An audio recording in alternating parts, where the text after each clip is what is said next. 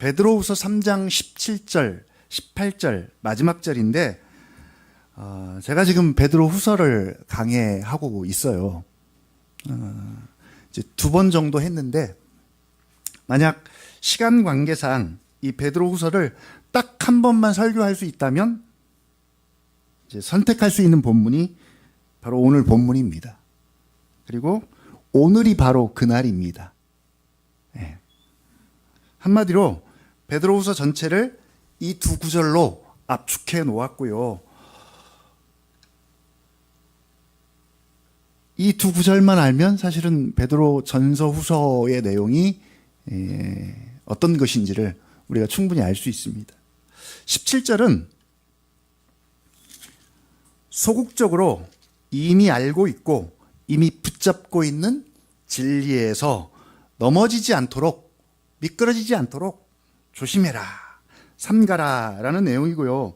18절은 이제는 적극적으로 생명 안에서 자라야 한다라는 그런 권면입니다.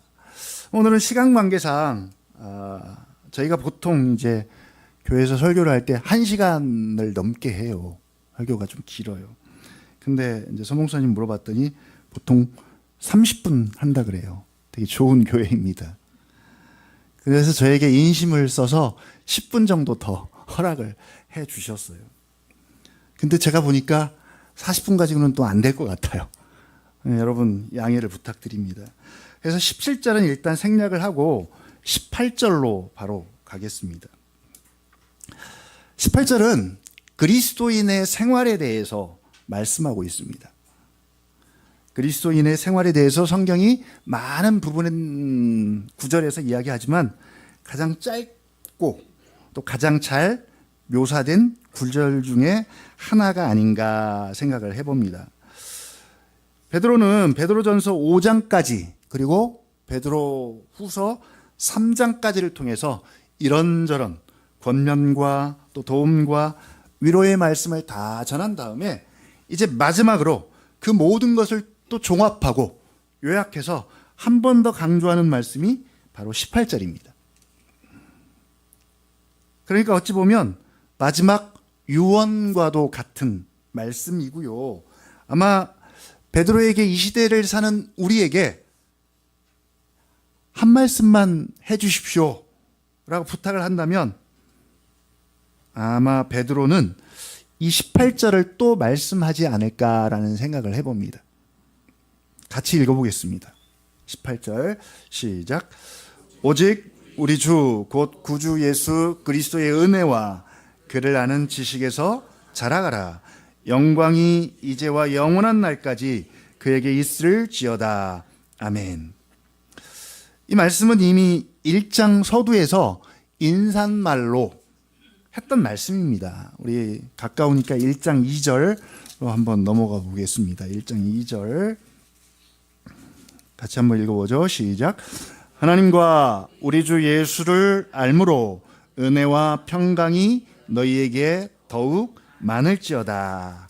그리고 이제 마지막 절에서 한 번 더 말씀을 하고 있는데 이 베드로 전서나 후서가 쓰여진 목적은 소아시아에 존재하는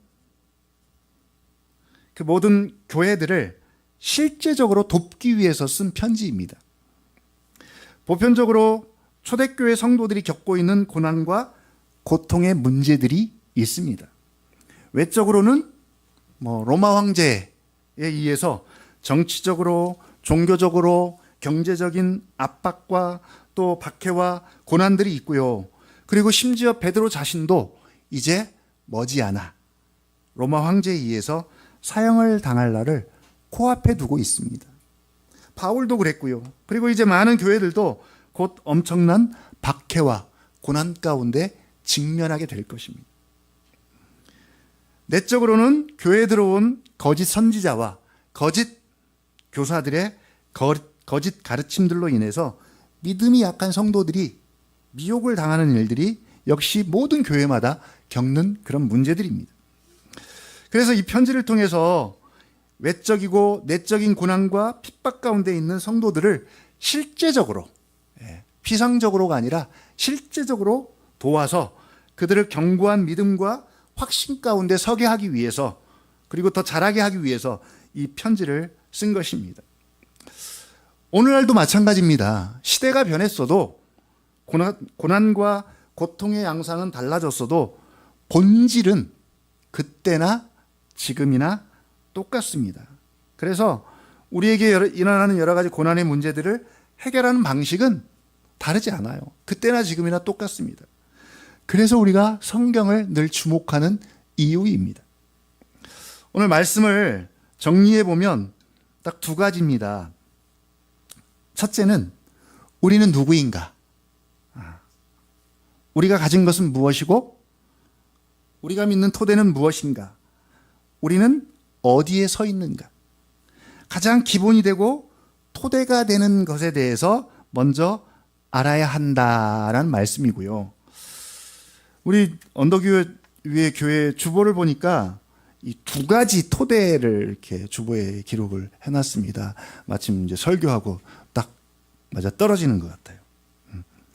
역사적 토대와 우리 믿음의 선배들이 지녔던 그 신앙적인 토대와 그리고 개혁주의적인 그 신학과 신앙, 요거 첫 번째 토대고요. 그리고 두 번째가 성경적 토대죠. 이 토대를 정확히 알고 토대 위에 서 있는 것, 가장 중요합니다. 두 번째는 우리가 서 있는 토대 위에서 가지고 있는 것들을 확신하고 그리고 더 증가시키고 덧붙이고 자라가는 것이죠. 이 두 가지가 바로 그리스도인의 생활의 전부입니다. 두 가지만 잘 되면 돼요. 베드로가 1장에서 가장 심혈을 기울이는 내용이 뭐냐면 이 편지를 받는 성도들의 토대, 다른 말로 말하면 정체성입니다. 그들이 어디에 살고 있으며 어떤 직업을 가지고 있고 소유가 많은지 적은지 어떤 상황과 어떤 형편과 어떤 문제들을 가지고 있는지 이런 것들은 사실은 별로 중요하지 않아요. 물론 우리에게는 가장 중요하지만 지금 성경에서는 그런 것들이 그다지 그렇게 별로 중요하지 않습니다. 오히려 너희는 누구냐? 너희는 어떤 류의 사람이며 무엇을 믿고 무엇을 소유하고 그리고 당신들이 서 있는 토대는 무엇이냐? 이것입니다. 성경의 8알은 이 싸움이에요. 이게 되면 나머지는 자연스럽게 됩니다. 정체성이 분명하고 확고하면 그 다음은 어떻게 살아야 하고 무엇을 해야 하는지는 자연스럽게 결정이 됩니다. 근데 정체성이 확실하지 않으면 뭐만 남아요? 네. 명령 혹은 의무만 있게 됩니다. 명령과 의무는 우리 삶을 굉장히 힘들게 합니다. 하나님이 우리를 종으로 부려먹으려고 이것하고 저것하고 혹은 뭐 이렇게 살고 저렇게 살고 마치 율법을 지키고 행해야만 구원에 이르는 자들로 부르지 않았습니다. 명령과 의무만 있는 생활에는 자유함과 자원함과 기쁨과 감사가 없고요. 기계적인 순종과 의무만 있게 됩니다. 하나님 나라는 은혜가 왕노릇하는 나라입니다. 은혜의 원리가 지배하는 나라입니다. 그런 나라에 율법과 의무만, 명령만 남았다면 이건 복음이 될 수가 없는 것이죠. 정체성 안에는 정체성과 관련된 어떤 명령들이 이미 함께 존재합니다. 그런데 이 명령은 은혜의 원리 안에 있는 명령들입니다. 은혜 받은 자가 은혜를 알기 때문에 자발적으로 자원해서 뭔가를 실천하는 그런 명령들입니다. 예를 들면 우리가 너무나 잘 아는 1만 달란트 빚진 자를 보면 그 빚은 오직 은혜로 탕감을 받았습니다. 그러면 그 빚을 탕감받은 자가 마땅히 해야 할 일은 뭐겠어요? 자신도 은혜를 받았으니 이제는 그 은혜의 반응과 감사로 다른 사람들의 빛을 자원해서 감사해서 스스로 탕감해 주는 것이죠. 이건 시키지 않아도 스스로 할 수 있는 것입니다. 혹은 영광 돌리는 삶을 사는 문제도 마찬가지입니다. 사람의 첫째 되는 목적은 무엇입니까? 우리 언덕위의 교회는 뭐 다 아시죠? 예, 기본입니다. 적어도 이 교회 성도라면 기본인 것 같아요. 예. 하나님을 영화롭게 하고 영원토록 그를 즐거워하는 것입니다. 이제 교회 안에 있는 아이들도 이제 제가 이제 섬기는 교회, 이 교회 안에 있는 아이들도 다 알아요. 그래서 식기도할 때 이렇게 아이들이 기도합니다. 제가 이제 식사 기도할 때 유심히 한번 지켜봐요. 그러면 아이들이 이 음식 먹고 하나님의 영광을 위해서 살도록 해주세요라고 모든 아이들이 다 이렇게 기도를 하더라고요. 하나님께 영광 돌리는 삶을 살아야 하는데, 근데 우리가 하나님께 영광을 돌릴 수 있을까요? 가능합니까? 가끔 하나님께 영광의 박수를 올려드립시다 라고 하면서 박수를 치기도 합니다. 그러면 이 박수가 하나님께 영광이 되는 박수일까요? 우리에게 영광이 있습니까? 우리가 영광을 만들어낼 수 있을까요? 칼빈은 우리를 뭐라고 표현했냐면 죄공장이다. 인간은 죄공장이다 라고 표현을 합니다. 죄공장이다. 죄공장이 하루 종일 가동을 하면 뭘 생산하겠어요? 죄만 생산하겠죠. 근데 우리가 하나님께 영광을 돌려야 한대요. 고린도전서 10장 10절이죠. 먹든지 마시든지 무엇을 하든지 하나님의 영광을 위하여 하라. 어떻게 해요? 어떻게 할 수 있을까요? 이미 우리의 부르심과 택하심에는 하나님의 영광스러움이 덧입혀져 있습니다. 하나님께서 예수 그리스도 안에서 우리를 영광스러운 존재로 불러주시고 인정해 주셨습니다. 우리가 하나님의 자녀가 된 순간, 거듭난 순간, 하나님의 생명이 우리 안에 들어온 순간, 이미 그때 영광스러운 존재가 된 것입니다. 영광스러운 존재가 되었다는 말은 영광스러운 삶을 살고 하나님 아버지께 영광을 돌려야 한다는 명령이 이미 포함이 된 거예요. 그래서 하나님께 영광을 돌려야 하는 겁니다. 그러니까 하나님께 영광을 돌려야 한다는 명령은 이미 우리가 영광스러운 존재라는 정체성 안에 이미 들어있는 명령이에요. 그래서 정체성 명령이다라고 말합니다. 그리고 이 명령은 율법이나 의무가 아니라 은혜의 원리 안에 있는 명령이기 때문에 자원해서 즐겁고 감사함으로 실천하는 그런 명령이 되는 것입니다. 그러니까 이론상으로는 하나님이 우리에게 주신 모든 명령들은 하나도 어렵거나 힘들거나 괴롭지가 않아요. 이론상으로는 그래요. 왜 11조를 드려야 하나요? 여전히 인터넷을 뒤져보면 그런 문제가 굉장히 많이 나돌더라고요. 왜 이런저런 것을 해야 되나요? 안 하면 안 되나요?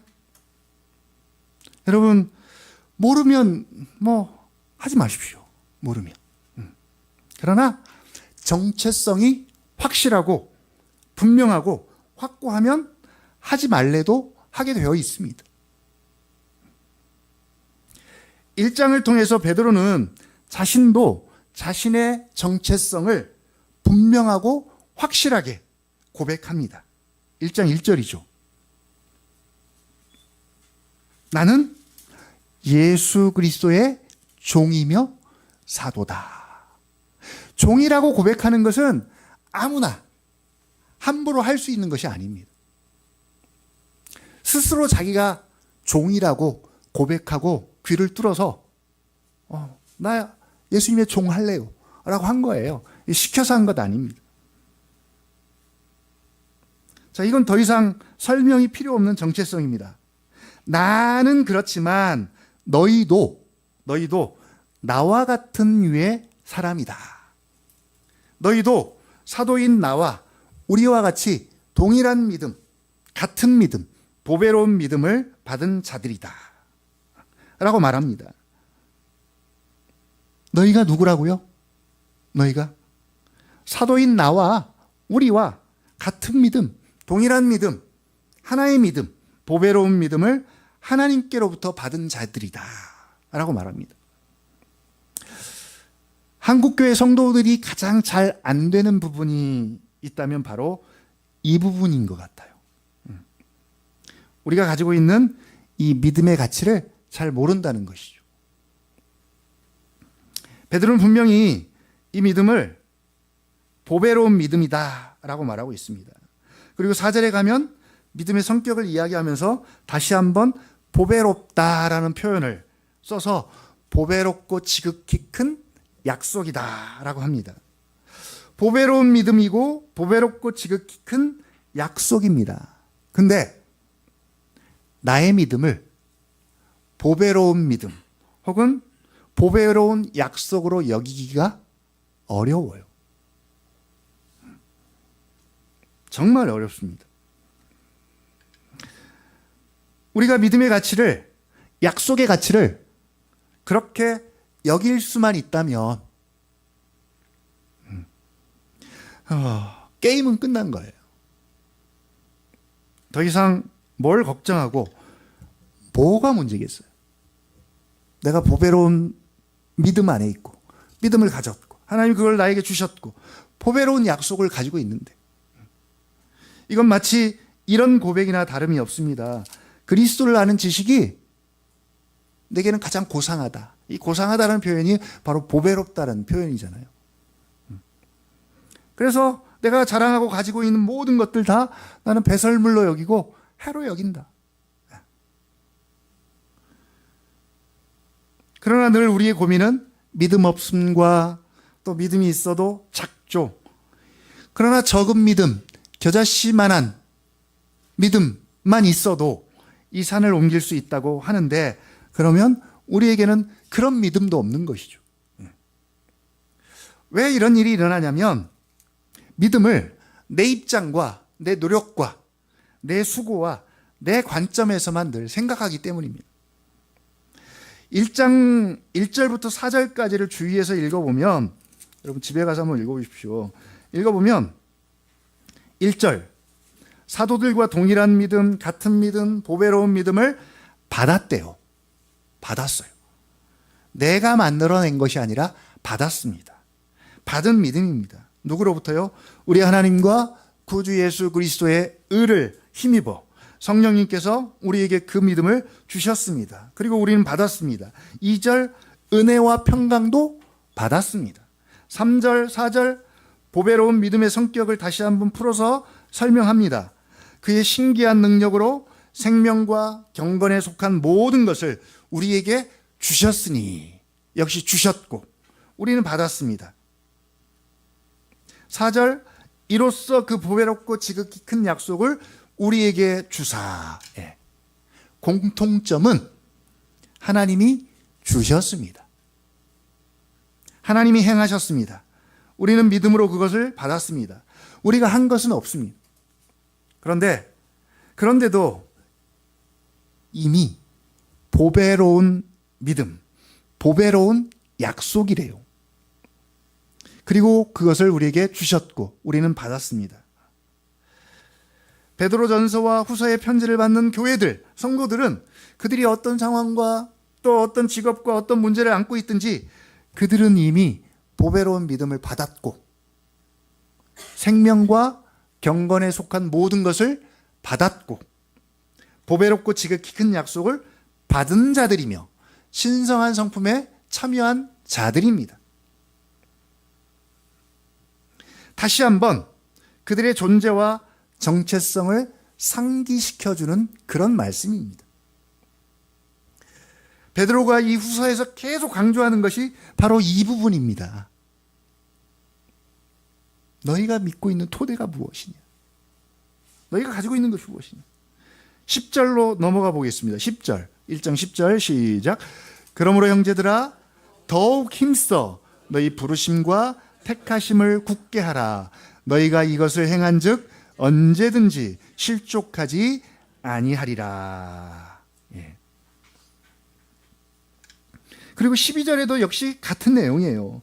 그러므로 너희가 이것을 알고 이미 있는 진리에 서 있으나 내가 항상 너희에게 생각나게 하려 하노라. 여러분 항상 이렇게 생각하고 계시나요? 어떤 상황 속에서 어떤 문제 가운데서든 그것이 경제적인 문제든 자녀 문제든 사람과의 관계 문제든 직업의 문제든 이런 상황 속에서 내가 보배로운 믿음을 받았고 생명과 경건에 속한 모든 것을 가졌고 보배롭고 지극히 큰 약속 받은 자임을 혹은 신성한 성품에 참여한 자임을 기억하고 또 생각하고 여기에 준해서 그런 문제들을 여러분 해결하고 계시나요? 먼저는 하나님이 주신 것, 하나님이 행하신 것, 그리고 그로 말미암아 너희가 어떤 존재가 되었는지를 먼저 알고 어느 때든지 그것을 기억해야 한다라고 말하는 것입니다. 이제 그런 다음에 우리에게 뭔가를 요구해요. 뭔가를 하래요. 4절까지는 하나님이 하신 일이고 하나님이 주셨다면 5절부터는 너희가 해야 한대요. 우리에게 할 것을 명령합니다. 순서가 중요합니다. 5절 한번 읽어볼까요? 5절 시작. 그러므로 너희가 더욱 힘써 너희 믿음의 덕을, 덕의 지식을, 지식의 절제를, 절제의 인내를, 인내의 경건을, 경건의 형제 우애를, 형제 우애의 사랑을 더하라. 예. 우리가 이제는 더욱 힘써 덧붙이고 더 증가시키고 자라가야 할 것이 있대요. 더욱 힘써 여기에다는 우리가 힘을 써야 합니다. 근데 뭘 가지고요? 너희 믿음의 그 출발이 믿음입니다. 너희 믿음. 이 믿음 어디서 왔나요? 우리가 만들어낸 믿음입니까? 이미 1절에서 주신 믿음입니다. 1절에서 하나님의 은혜로 주신 보배로운 믿음, 사도들과 동일한 믿음, 하나님의 의를 만족시키고 예수 믿는 자들을 의롭게 해서 구원에 이르게 하는 그 믿음, 그 주신 믿음입니다. 이제는 그 믿음 받았으니 썩혀두지 말고 더욱 힘써서 이 믿음에 서 있는 토대 위에 우리가 소유한 것에 덕을 더하고 덕의 지식을 더하고 지식의 절제를 더하고 그렇게 해서 마지막에 뭘 더하라? 사랑을 더해라. 증가시켜라. 믿음이 결국 사랑으로 충만해져서 더 분명하게 나타나고 드러나고 자라도록 더하라입니다. 이건 우리의 할 일입니다. 그런데 이렇게 할 수 있도록 그 믿음의 토대를 주셨고 우리는 가졌습니다. 그리고 그 믿음은 이미 보배로운 믿음이래요. 근데 좀 이상하죠? 이상합니다. 이미 보배로운 믿음인데 뭐가 부족해서 믿음의 덕을 더하고 덕의 지식을 더하고 뭐가 부족해서 더해야 할까요? 만약 앞부분을 잊어버리면 5절부터 7절까지가 조금 잘 되면 이번 주 설교 말씀 듣고 내가 믿음을 곰곰이 생각하면서 믿음에 뭔가를 더하고 열심을 내고 그러면 그때는 좀 보배로운 믿음이라고 여기게 되죠. 좀 보배롭네? 근데 지금 내 모습을 보면 보배로운 믿음이라고 하기가 어렵고 좀 민망하다는 것이죠. 하나님이 우리에게 주신 믿음은 이미 보배로운 믿음이고 보배로운 약속입니다.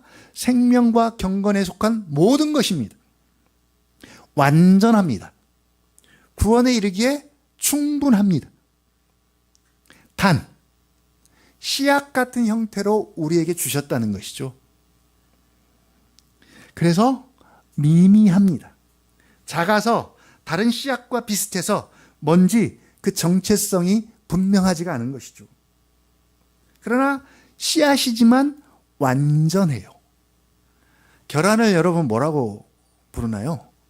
계란을 왜 이렇게 아침마다 드세요? 완전식품이기 때문에. 씨앗들을 많이 먹으라고 하는 이유는 완전식품이기 때문에. 그것처럼 완전합니다. 그러나 씨앗이기 때문에 자라가야 하고 싹이 나야 하고 꽃이 피고 열매가 맺어야 합니다.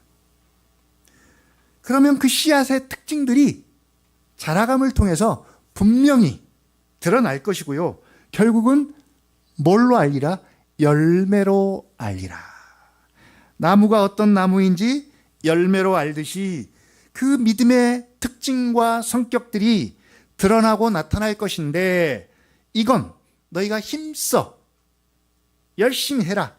덧입고 더하고 증가시키고 계속 자라가라. 물론 자라가는 것도 우리가 우리의 힘과 능력과 노력으로 할 수 있는 것은 아닙니다. 아마 농사를 지어보신 분들은 다 아실 거예요. 우리는 열심히 경작해서 식물들이 자랄 수 있는 환경들을 최대한 만들어주는 것이죠. 그러나 그것을 자라게 하시는 분은 하나님이십니다. 그렇다 쳐도 농부의 할 일은 뭐예요? 열심히 물을 주고 온도도 맞춰주고 병충해도 제거해주고 힘써서 믿음의 이런 것들을 공급하고 더해서 우리의 믿음이 더 견고해지고 더 풍성해지고 더 확실해지도록 해야 하는 것이죠. 물론 그런다고 해서 더 보배로운 믿음이 되는 건 아니에요. 이미 보배롭기 때문에. 바로 너희는 그런 자들이다. 그런 보배로운 믿음을 소유했고 생명과 경건에 속한 모든 것을 받았고 보배롭고 지극히 큰 약속을 받은 자들이다. 한마디로 보통이 아니다. 너희의 존재가 그렇게 호락호락하고 만만한 존재들이 아니다. 창세기부터 아마 요한계시록까지 성도들의 정체성에 대해서 언급하고 설명하는 모든 부분들을, 모든 본문들을 다 끌어모은다면 아마 여러분 깜짝 놀라실 거예요.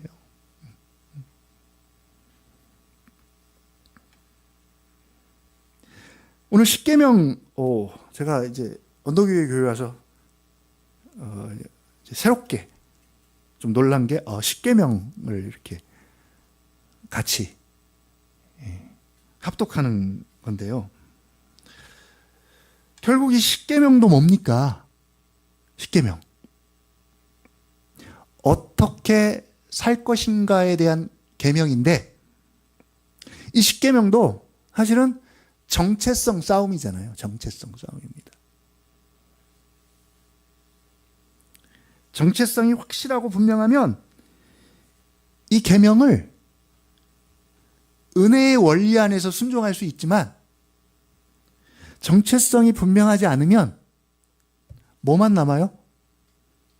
명령과 의무만 남아요. 한 가지도 하기 쉽지 않은데 10가지를 하려니 얼마나 힘들겠어요. 제일 중요한 것이 그래서 십계명 서문입니다. 서문. 서문. 한번 같이 읽어볼까요? 서문만.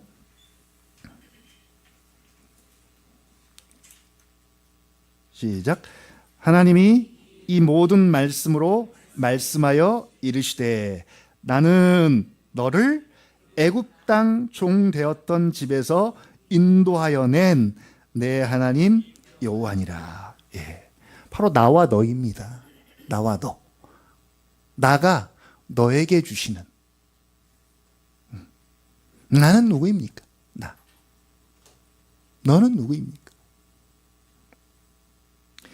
나와 너의 정체성이 분명하면 그 다음은 굳이 10계명이 아니라 어떻게 해요? 예수님이 모아서 하나로 이렇게 만들어 주셨잖아요. 마지막.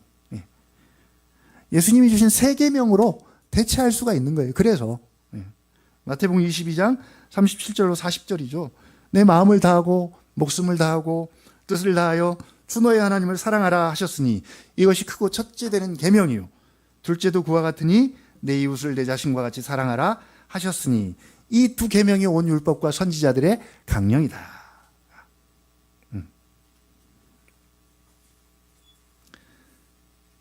근데 이렇게 우리의 존재를 이야기하고 귀가 따갑도록 설교를 하고 성경을 읽어도 사실은 적용이 잘 안 돼요. 나랑은 어울리지가 않습니다. 당장 베드로전서 2장 9절 너무나 유명한 말씀이죠. 너희는 택하신 족속이요 왕같은 제사장이요 거룩한 나라요 그의 소유된 백성이니 라고 우리가 이런 존귀하고 놀라운 존재라고 이야기해도 사실은 잘 와닿지 않습니다. 그렇게 여기기가 쉽지가 않아요. 언제쯤 이런 정체성에 대한 말씀들이 나에게 인격적으로 하신 말씀처럼 우리가 들릴 수 있을까요? 언제쯤? 마치 내게만 들려주시는, 나에게만 속삭이는 말씀으로 듣는 것이죠. 언제쯤이요? 베드로가 이 문제를 해결하는 방식이 있습니다. 알므로. 2절 하나님과 우리 주 예수를 알므로. 알면 은혜와 평강이 너희에게 더욱 많아진대요. 알면 됩니다. 여러분 은혜 받으러 너무 멀리 갈 것 없어요. 알면 됩니다. 알므로. 3절 이는 자기의 영광과 덕으로서 우리를 부르신 이를 알므로. 역시 알므로입니다. 8절 알기에. 오늘 3장 18절 오직 우리 주 곧 구주 예수 그리스도의 은혜와 그를 아는 지식에서 자라가라. 바로 알 때입니다. 하나님이 주셨습니다. 하나님 우리에게 주셨고 우리 편에서도 주신 만큼 받아야 되는데 문제는 하나님이 주신 것과 우리가 받은 것 사이에 갭이 너무 커요. 그래서 아는 사람만 받습니다. 결국은. 그리고 받은 사람만 압니다. 여호수아서는 약속하신 가나안 땅을 정복하고 분배하는 과정들을 기록하고 있는데요. 하나님께서 약속하신 가나안 땅을 이스라엘 백성들에게 다 주셨습니다. 하나도 남김없이 다 주셨습니다. 그리고 그들은 약속의 땅을 받았습니다. 그런데 실제로 가나안의 모든 땅이 다 그들의 소유가 된 것은 아닙니다. 아마 이런 일이 대한민국에 일어났다면 아마 한 평이라도 더 차지하려고 아마 난리가 났을 거예요. 그렇죠? 그렇죠? 근데 이스라엘 백성들이 많은 땅들을 내버려 뒀어요. 차지하지 못합니다. 하나님은 약속하신 땅을 그들에게 다 주셨지만 실제로는 그들이 하나님의 약속을 믿고 그 땅을 발로 밟고 싸워서 이긴 곳만 그들의 땅이 된 것이죠. 그러니까 주셨다고 다 받은 것이 아니라 아는 만큼만 받는 것입니다. 그래서 알미의 문제가 중요한데, 하나님이 우리에게 주신 것, 보배로운 믿음, 은혜와 평강, 생명과 경건에 속한 모든 것, 보배롭고 지극히 큰 약속들, 이런 것들이 나의 소유가 되고 살아있는 믿음이 되고 보배가 되고 실제로 내 삶에서 내 마음 가운데 은혜와 평강으로 나타나기 위해서는 알아야 합니다. 하나님 우리 아버지와 구주 예수 그리스도의 은혜와 그를 알아야 합니다. 근데 여기까지는 우리가 너무나 잘 알고 있는 내용이에요. 알되 이제는 피상적으로가 아니라 인격적으로 알아야 합니다. 이 싸움을 우리가 이제 해야 합니다. 인격적이지 않는 것은, 그런 알문, 그런 관계는 다 피상적일 수밖에 없습니다. 우리가 다 살아와서 다 알잖아요. 사람 관계도 마찬가지고요. 피상적이라는 말은 형식적이고 겉에만 머물러 있고 깊이가 없고 본질적이지 않다라는 그런 의미입니다. 신앙생활 중에서 가장 경계해야 할 적이 바로 이 피상성입니다. 교회가 세상에 영향을 주지 못하고, 또 복음이 우리 삶에 깊은 영향을 주지 못하고, 하나님의 말씀이 우리 삶에 살아있지 못하는 이유는 신앙이 피상적이기 때문입니다. 교회는 생명을 다룹니다. 구원은 생명의 문제입니다. 오늘 본문에서도 우리 주, 곧 구주 예수 그리스도의 은혜와 그를 아는 지식에서 자라가라라고 하는데, 자라가라는 말 속에는 생명을 전제하는 거예요. 그러니까 성경에서 자라가라라고 말할 때는 이게 생명이구나 라고 적용하면 좋을 것 같습니다. 생명은 반드시 자라가야 합니다. 생명이 자라간다는 의미는 생명력이 있어서 씨앗 상태에서 싹이 나고, 또 그렇게 자라면서 줄기가 커지고 잎이 우거지고 꽃이 피고 열매가 맺습니다. 변화되고 변화시키는 생명력, 힘이 있는 것이죠. 바로 교회는 그런 생명을 소유하고 가졌습니다. 어떤 생명입니까? 그리스도의 생명, 신적 생명, 하나님적 생명을 가진 존재들입니다. 그런 성도들입니다. 그런데 그런 신적 생명을 가진 존재들에게서 생명력이 잘 안 보이는 것이죠. 여전히 씨앗에 머물러 있는 것이죠. 세상을 변화시키고 영향을 줄 만한 생명력이 없습니다. 세상의 거센 파도를 이겨낼 만한 힘이 없는 것이죠. 멀리 가지 않더라도요, 복음이, 말씀이 나의 지성에, 나의 머리에, 내 생각에, 혹은 내 감정과 정서에, 혹은 내 의지에 영향을 주지 못합니다. 영향을 주더라도 부분적으로 주는 것이죠. 어떤 사람은 머리에만, 어떤 사람은 감정과 의지에만, 어떤 사람은 작은 한 부분에만 막 꽂히는 것이죠. 말씀이 나의 지성에 영향을 주어서 여리고성 같은 견고한 진을 무너뜨리는 살아있는 말씀이 되어야 하고요. 내 정서와 감정을 지배해서 성령의 열매와 어울리지 않는 악한 정서와 감정들이 있습니다. 그런 것들을 진멸하고, 하나도 남김없이 진멸하고, 오히려 성령이 주시는 그런 정서들과 감정들로 충만해지고, 내 의지에도 영향을 주어서 나의 잘못된 신념들로부터 오는 그 열심들, 이게 이제 가장 무서운 적이죠. 잘못된 신념에서 나오는 열심들, 열정들, 그런 것들을 새롭게 해서 오직 하나님의 말씀에 열심을 품고 열정을 갖는 그런 일들이 우리의 인격 안에서 지성과 감정과 의지 안에서 강력하게 일어나야 하는데 말씀이 혹은 하나님이 너무 피상적인 나머지 이런 일들이 잘 안 일어나는 것이죠. 해결책은 무엇입니까? 알아야 합니다. 알아야 합니다. 알되 이제는 전인격적으로 알고 그 안에서 자라가야 합니다. 베드로가 사도인 자신들과 같은 믿음, 동일한 믿음을 받은 자들이라고 이 편지를 받는 수신자들의 존재와 정체성을 부각시키고 다시 한번 환기시켜 줍니다. 그렇습니다. 적어도 믿음에 있어서만큼은 우리나 너희나 동일하다. 하나의 믿음이다. 보배로운 믿음을 소유한 자들이다. 라고 말합니다. 그러나 다른 점은 뭐예요?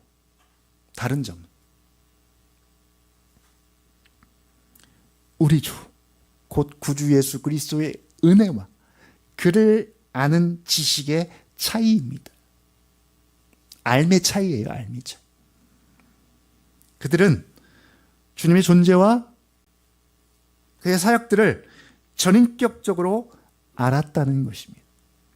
물론 알았지만 베드로도 사도들도 전부를 안 것은 아니에요.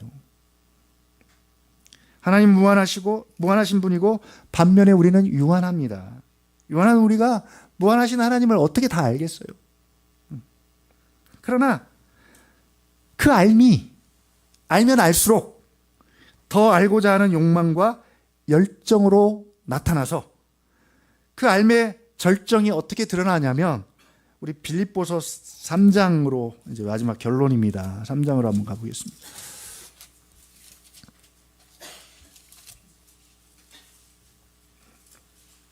빌립보서 3장 8절에 보면 또한 모든 것을 배설물로 여김은 내 주 그리스도 예수를 아는 지식이 가장 고상하기 때문이라. 내가 그를 위하여 모든 것을 잃어버리고 배설물로 여김은 그리스도를 얻고 그 안에서 발견되려 함이니.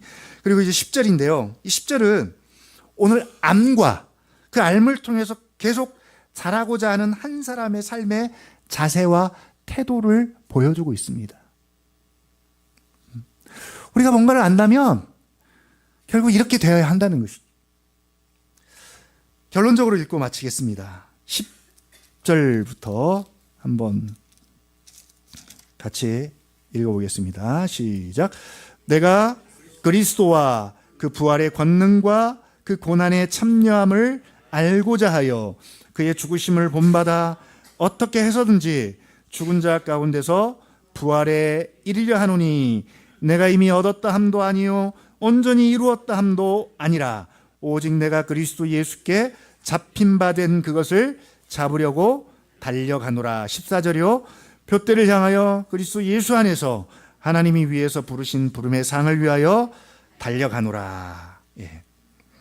나의 한 가지 욕망과 소원은, 열정은 내가 그리스도와 그 부활의 권능과 그 고난의 참여함을 알고자 하는 것이다. 나는 다른 것은 이제 관심이 없다. 나는 오직 이것을 알기를 원한다. 그리고 알면 알수록 본받고 싶어 하는 것처럼. 현실에서는 좀 반대입니다. 우리가 뭘 알면 사람을 좀 더 알게 되면 어때요? 실망하게 되고, 그래서 아는 것에 대한 열정과 욕심이 자꾸 줄어들게 되고. 그렇지만 성경적인 알면, 예수님을 알게 되면 알면 알수록 본받고 싶어 하게 됩니다. 그래서 그의 죽으심을 본받아. 그리고 어떻게 해서든지 죽은 자 가운데서 부활에 이르려 하노니. 이제는 거울로 주님의 얼굴을 보는 것이 아니라 이제는 얼굴과 얼굴을 맞대고 주님과 영원히 함께 있고 싶은 그 욕망과 열망밖에는 내게는 없다. 바로 우리가 예수 그리스도와 그의 은혜와 사역을 알면 알수록 이제 됐어, 이제 충분해가 아니라 더 알고 싶어하고, 알면 더 닮고 싶어하고, 닮으면 이제 함께 있고 싶은 욕망으로 채워지는 것이 바로 예수 그리스도와 그의 은혜를 아는 지식이 가져다주는 그리스도인의 참된 자세와 태도입니다. 우리가 예수님을 안다면 반드시 이렇게 필연적으로 갈 수밖에 없습니다. 그리고 가야 합니다. 우리 2025년 언덕위의 교회 가운데 정말 예수 그리스도의 은혜와 그를 아는 지식에 대한 열정과 욕망이 더 뜨거워져서 더 생명력 있는 모습으로 자라가는 은혜가 있어지기를 주님의 이름으로 축복합니다.